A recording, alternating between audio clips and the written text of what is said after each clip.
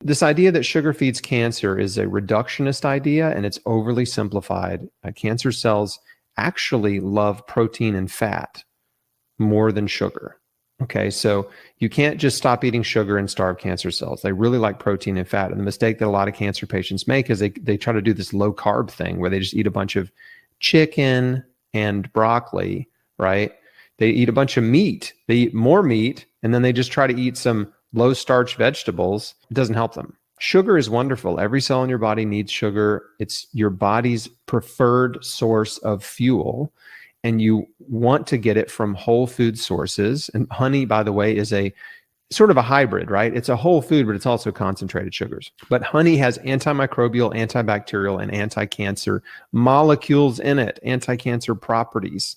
And so it's not just the sugar, which is, again, delightful, right? When you eat a sweet piece of fruit or honey, it's a nice experience, right? Your brain lights up, your body likes it, your taste buds like it.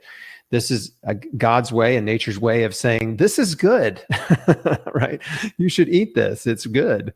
It's good for you. So don't be afraid of the sugars in food from nature. Again, it's not just sugar. And the big mistake that dietary gurus have made over the years is they demonize sugar. They demonize anything sweet as being equal to just white table sugar, right? So all of a sudden they've reduced an apple to, oh, that's 30 grams of sugar. That's all that is. And it's like, that could not be more wrong. An apple has vitamins, minerals, enzymes, antioxidants, anti-cancer nutrients, phytonutrients, malic acid, which is an anti-cancer nutrient, fiber, water, and millions of beneficial bacteria.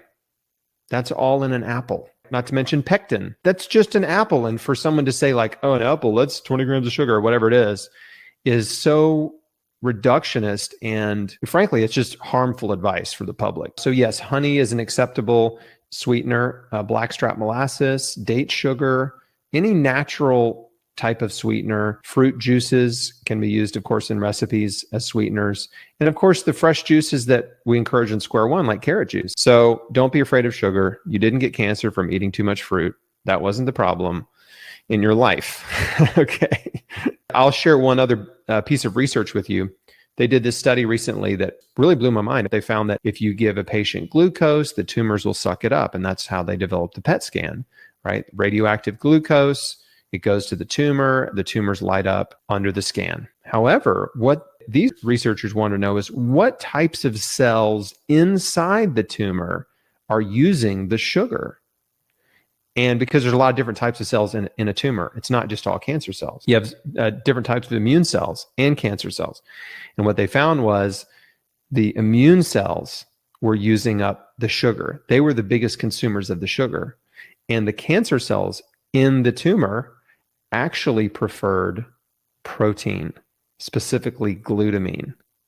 Okay, so the sugar feeding cancer, like I said, is this reductionist and overly simplified idea because the immune cells in the tumor are using more sugar than the cancer cells. So again, sugar is good for your immune system. Just make sure you're not eating straight up corn syrup or white table sugar. Thanks for watching. If you like what you just saw, why not subscribe? Here's a link to do that. And if you'd like to watch the full interview, you can find it at chrisbeatcancer.com. There's a link to it in the description right below this video.